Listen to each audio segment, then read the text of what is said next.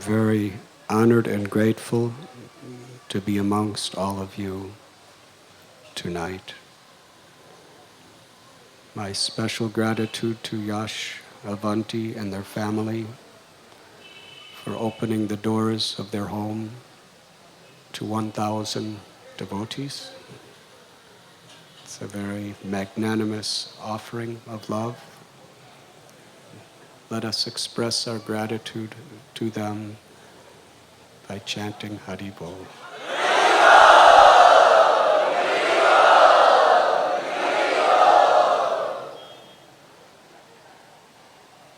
And I express my sincerest gratitude to all of you for so kindly giving your precious time to attend tonight. To my dear godbrother, Mahamuni Prabhu, who has come all the way from the United States of America. And especially, I would like to thank my dear and beloved father, who has traveled at the age of 83 all the way from Chicago, Illinois to Mumbai, Maharashtra, just to be with all of you. Let us very enthusiastically welcome him tonight.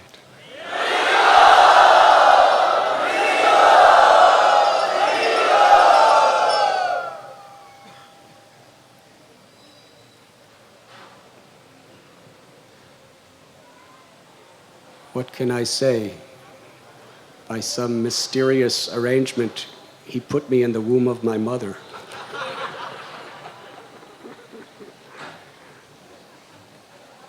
I don't know so much about these subjects, but it happened.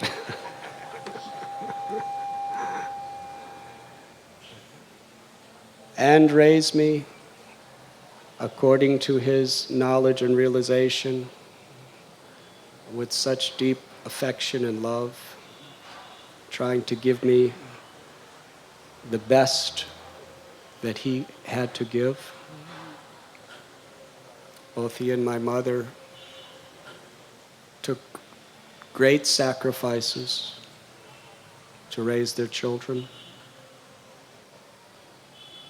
tried to give them not only material shelter, but values, ethics, and essential principles.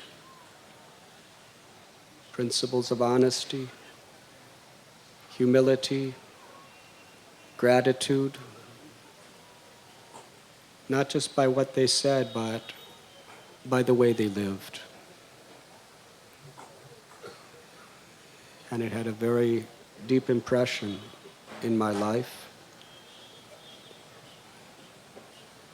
After meeting my beloved Guru Maharaj, A.C. Bhaktivedanta Swami Prabhupada, all of these gifts that my mother and father gave me could be utilized for what I believe to be the highest purpose of life, the service of God, and to share God's love with others in this world.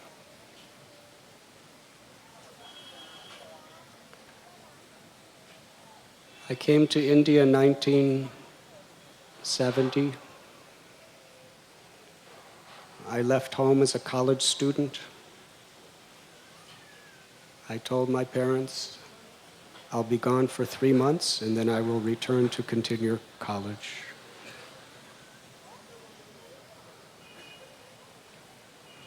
Four and a half months later, they received a letter from Iran that I was hitchhiking to India in search of God.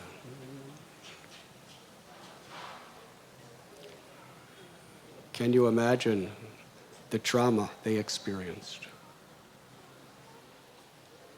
And worse was there was no return address. because I was on the side of the road like this.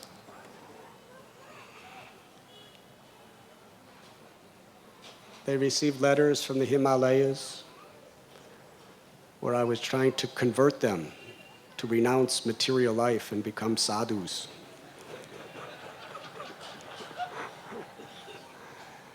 And that created even more of a trauma in their lives.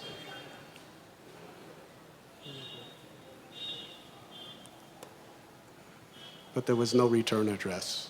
Just some mountain cave in the Himalayas was all they knew.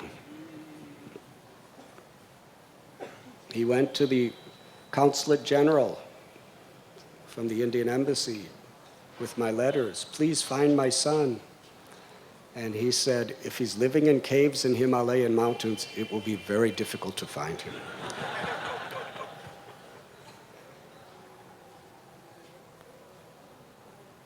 And when I returned home, sometime in 1972,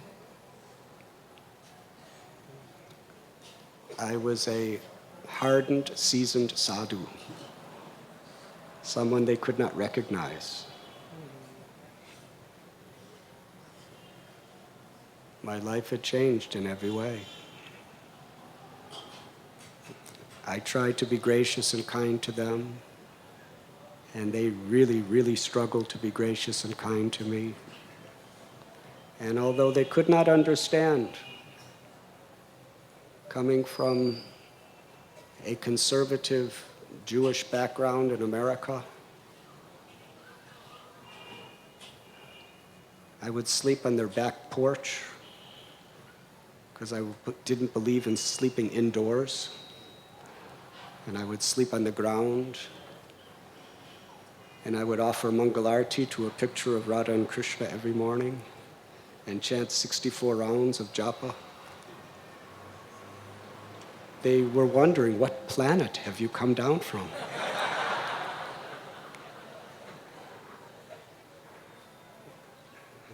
And when you're young, I was just coming out of my teens. Sometimes there's not much diplomacy in teenage people.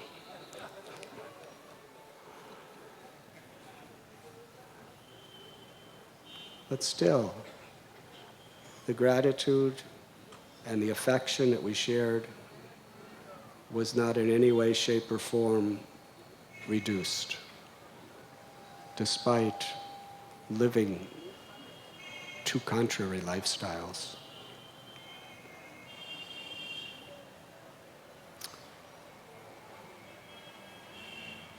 "17 years later, although they supported me, they would do anything for me, they never could understand what was happening in my life. Until 1989, when Srinathji Prabhu and Krishna Chandra Prabhu convinced my father and mother to come to India. My father said, "What does he do there?"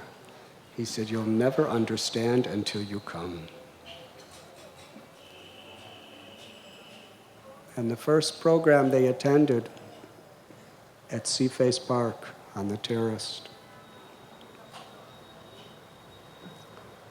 my mother and father cried in joy to see the wonderful people I was associating with,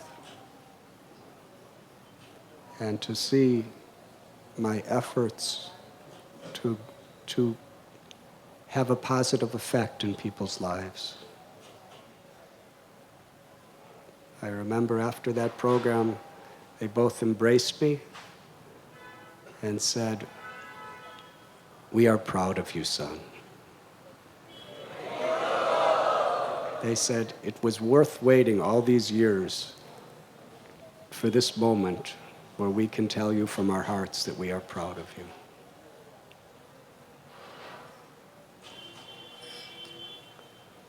In 1999, actually that time in 1989,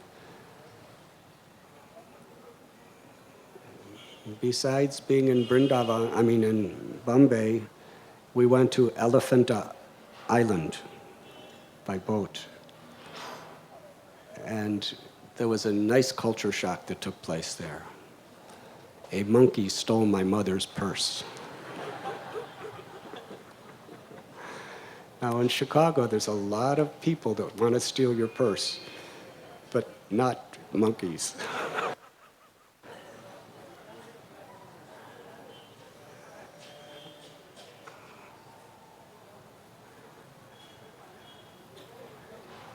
And all of you treated them so nicely. You really transformed their lives in such a wonderful, wonderful way. Then we went to Jaipur and to Agra. And I planned the schedule in a special way. So we were driving from Agra to Delhi, and it happened to be that morning my birthday. And my mother said, "We haven't been with you on your birthday for 20 years. We'll give you any gift you like that we have." And I asked if she meant it, and she said yes. I said, in about an hour, we'll be passing a village called Vrindavan. Let us spend the day there. And from the moment we get into the precincts, we'll clap our hands and chant this Hare Krishna mantra, and we won't stop chanting till we leave in the evening. So they agreed. This was in 1989. And we were doing kirtan together, just the three of us.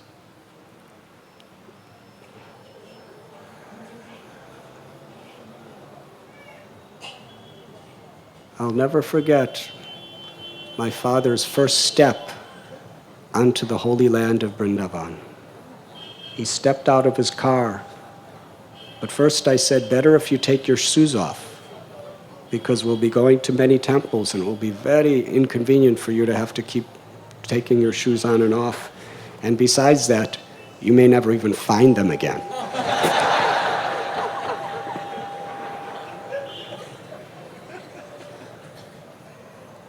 So he had his nice silk stockings on, and he took his first step out of the car directly into a fresh, warm pile of cow dung.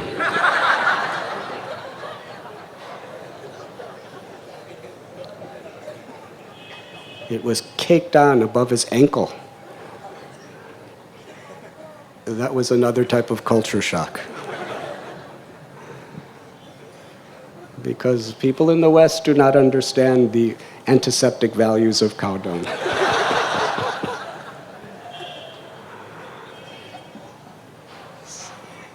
He said, "Son, what do I do now?" I said, "It's pure, it's pure."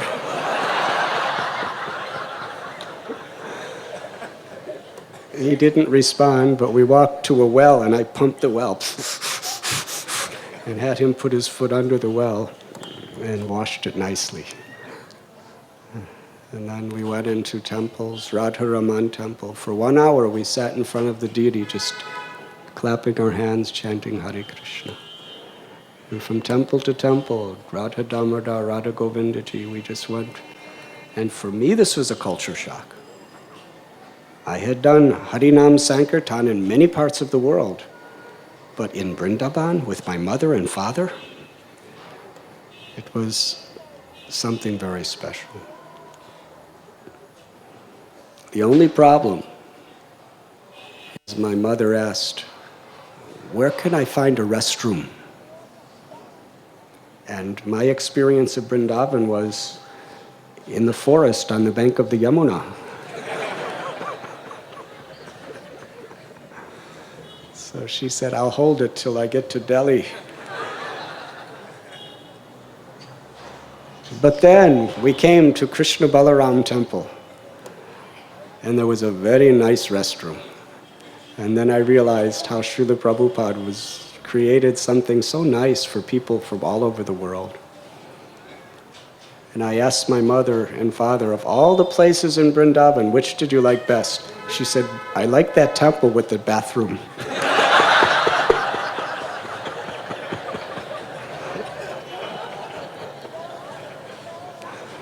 Srila Prabhupada ki jai. And my mother and father, they asked, we want to get a gift for our hosts, the Desai family and the Muffatlal family. And my mother said, let's get them deities, because they seem to love deities. So we went to Loy Bazaar, and we selected a beautiful set of Krishna Balaram deities, which are today in Namamrita and Keshava Prabhu's altar. Yes? Huh? Oh, on Chaitanya's altar. On Chaitanya's altar is Krishna Balaram, and that was a gift of my mother and father.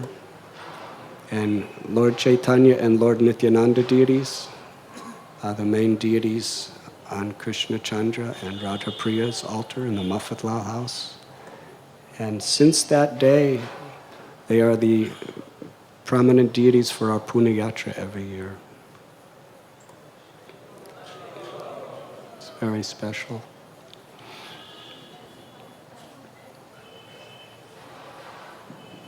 10 years later, they came back. They were so eager to come back. And they had a wonderful, wonderful experience. They lived at the Muffatlal home. And my mother was getting ill. And the care that that family offered her was absolutely amazing. Such not only hospitality, but care for every single possible need that they had. And they didn't have their servants or assistants doing it. It was the family themselves that were even performing menial services to help her, to be comfortable.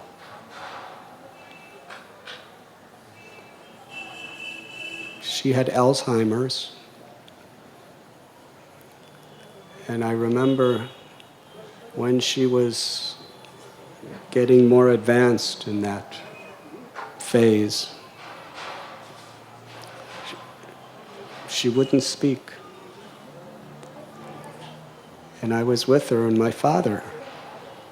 My father and I, we were trying to get her to speak, but she wouldn't speak. And then my father said, Hare Krishna. And my mother went, Hare Krishna. And that was the only words we could get her to speak for some time.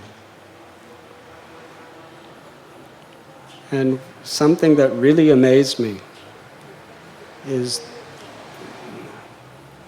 Krishna Chandra and Radha Priya, they would come to visit her in the home she was staying and just hold her hand with such sympathy. My father said to me that even our own relatives do not have such sympathy and love for her as this family. It had a major impact. Do you remember?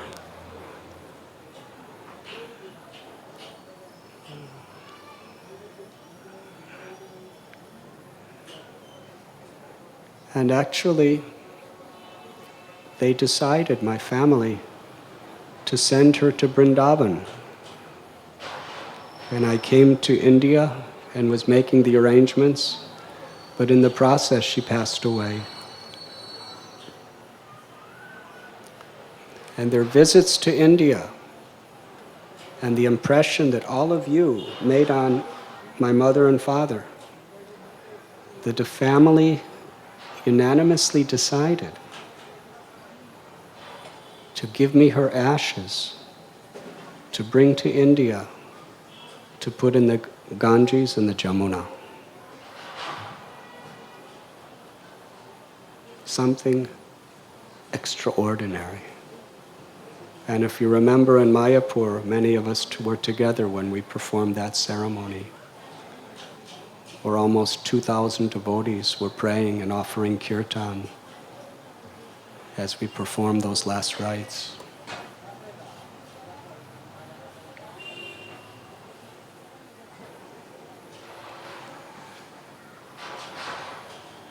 And my father was very, very eager.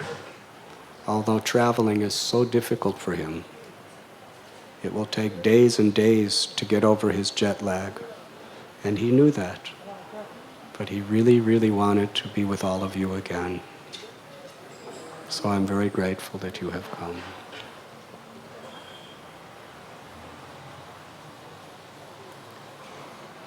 Gratitude is a quality of the heart in which we can spiritually grow in every situation. But without gratitude, even in the most favorable situation, we cannot really progress.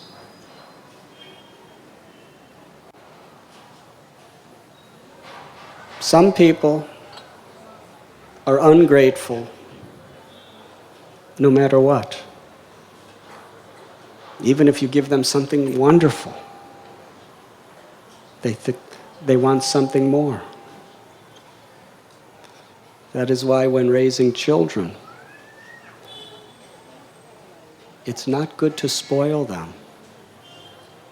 Because when children are accustomed to getting whatever they want, whenever they want, when they grow up, they're going to have the same conditioning. But the problem is, as an adult, you do not get whatever you want, whenever you want.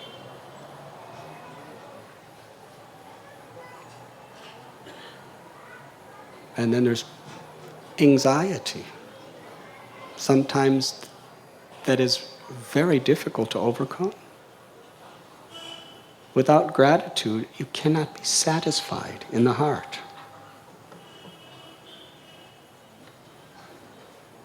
Because whatever you get, you feel you deserve, and you want something more.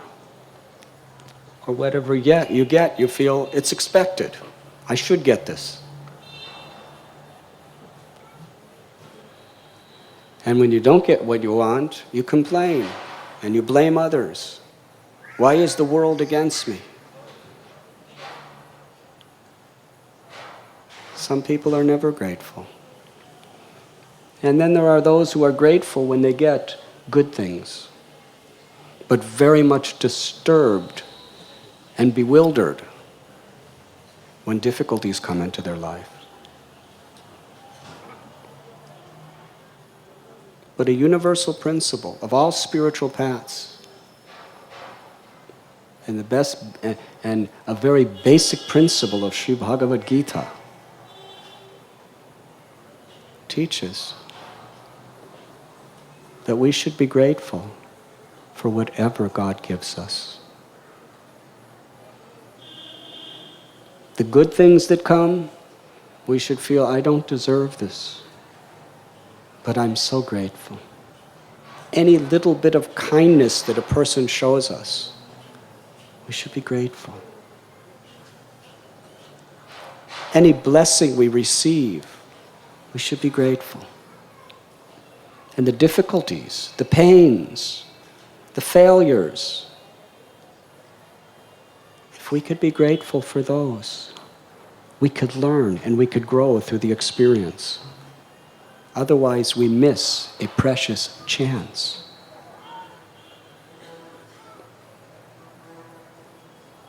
We could learn to come closer to God.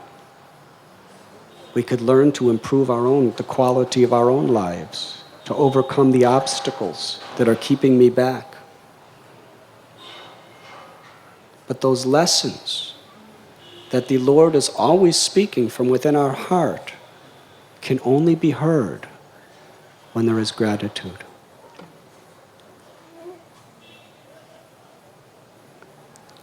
Lord Chaitanya, he gave all credit to others. When he spoke about his mother, Sachi Devi, he said, whatever devotion or love for God that I have in my life, it is all by the mercy of my mother. Without her, I would be nothing. And he spoke the same way about his father. When his father was passing from the world, he was crying, my dear father, it is you who have sheltered me. It is you who have given me Krishna. Where will I be without you? Gratitude.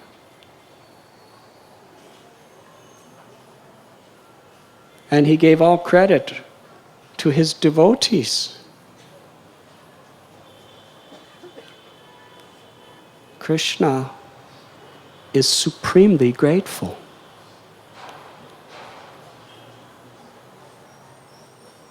It is said if you take one step toward Krishna, Krishna will take 1,000,000 steps toward you.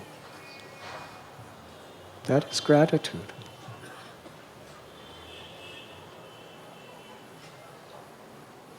Krishna was laying on a banyan leaf as a little baby child, sucking on his toe.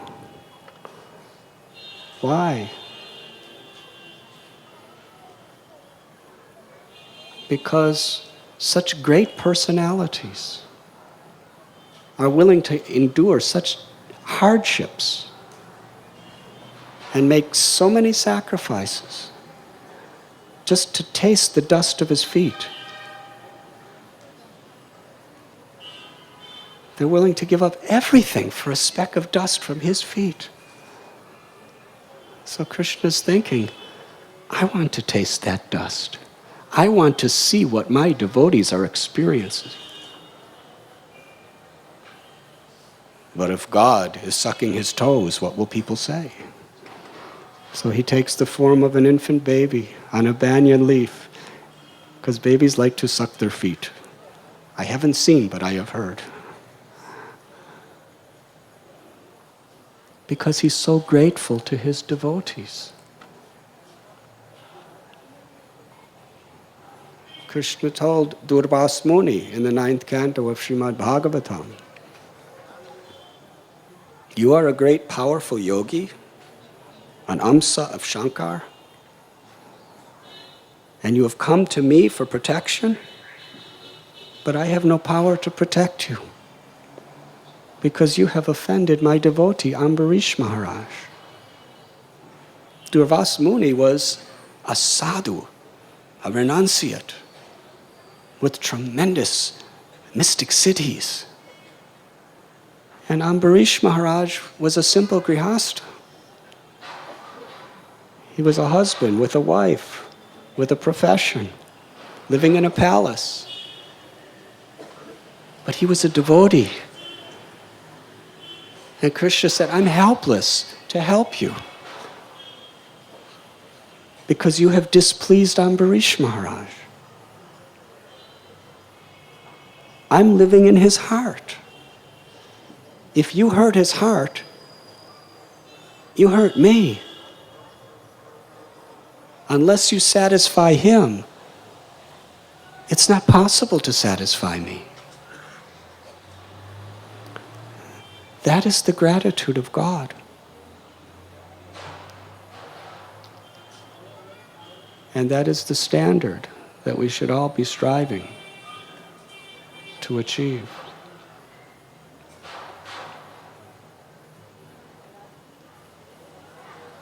Srila Prabhupada, our beloved spiritual master, on a Vyas Puja, on his birthday celebration in London in the early 1970s, devotees from all over Europe and America came to celebrate, to glorify him, to worship him as their master, who led them from the path of darkness into the supreme abode of light, who taught them the meaning of morality, the meaning of love.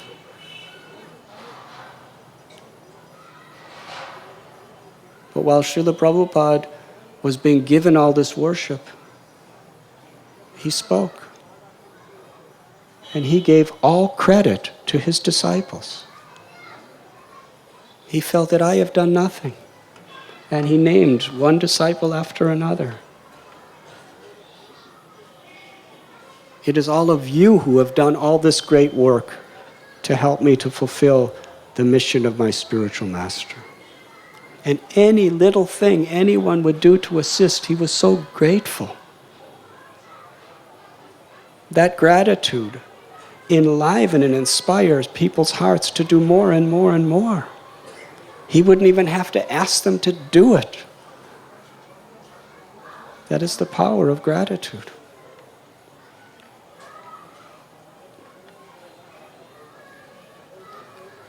When we're grateful, we can be humble.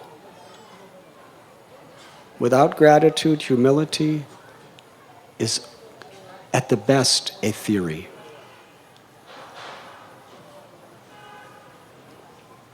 And humility is the foundational principle by which love of God could develop. Without humility, our lives are at the best superficial on this spiritual path. Because what is it that separates us from God? Ahankar, the false ego, false pride.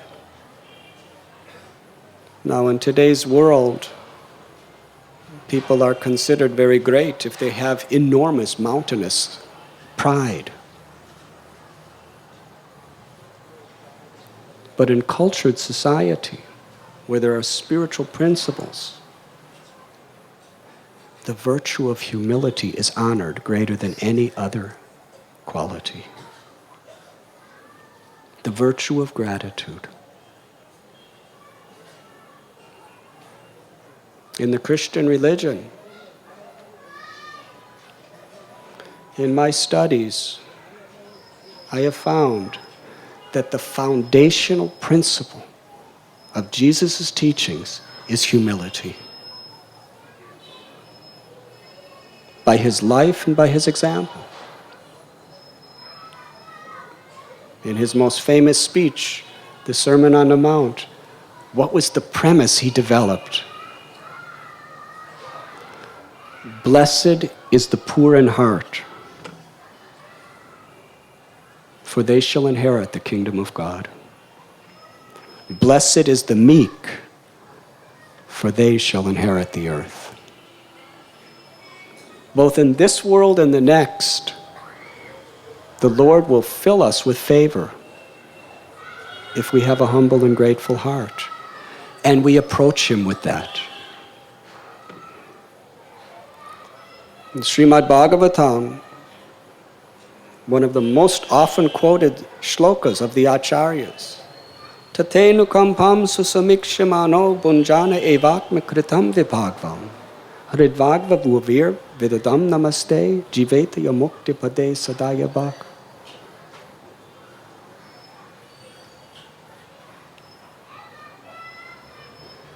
That when a person is undergoing serious tribulation,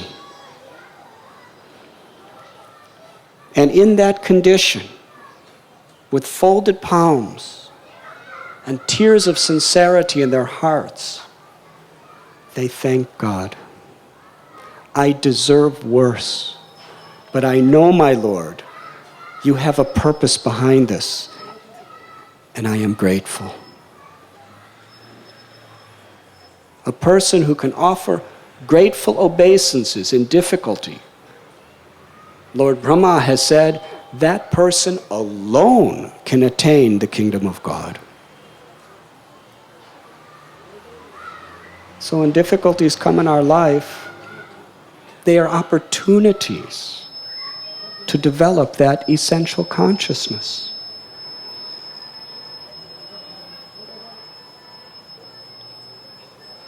It doesn't take a great person to blame others or to complain, but it takes a very, very great person to thank God in difficult times.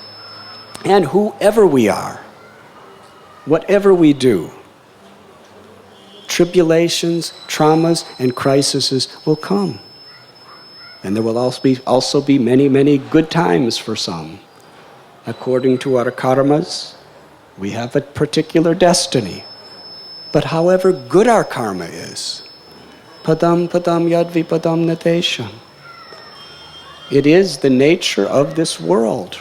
There will be happiness and distress, honor and dishonor, pleasure and pain, success and failure, heat and cold. It is a world of dualities. You cannot have one without the other. If you become attached to the positive side, to that degree you will suffer when the negative side inevitably comes before us. But Krishna tells in Gita that we should transcend the dualities in a very practical way that each and every one of us can do in our daily lives. After all, Arjuna was not going into the mountains to become a Nagababa. Arjuna had a family to maintain, and he had a war to fight.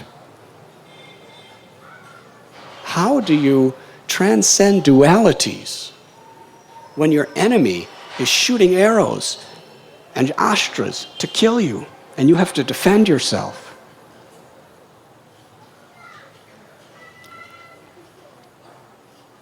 How to transcend dualities when we're in the workplace and we have competition that we have to fight against? When there's enemies attacking us? Or raising children, so many dualities. But Krishna explains, we transcend dualities by seeing Krishna in everything. By seeing the hand of God, the merciful hand of God, coming to lift us up. And with a grateful heart, to live by the will of God. And to offer the fruits of our action as an act of service to God. If we are in a mood of devotional service to the Lord, we transcend the dualities of material existence. Because as soon as we offer our acts to God, it's no longer within the realm of Maya. It is divine.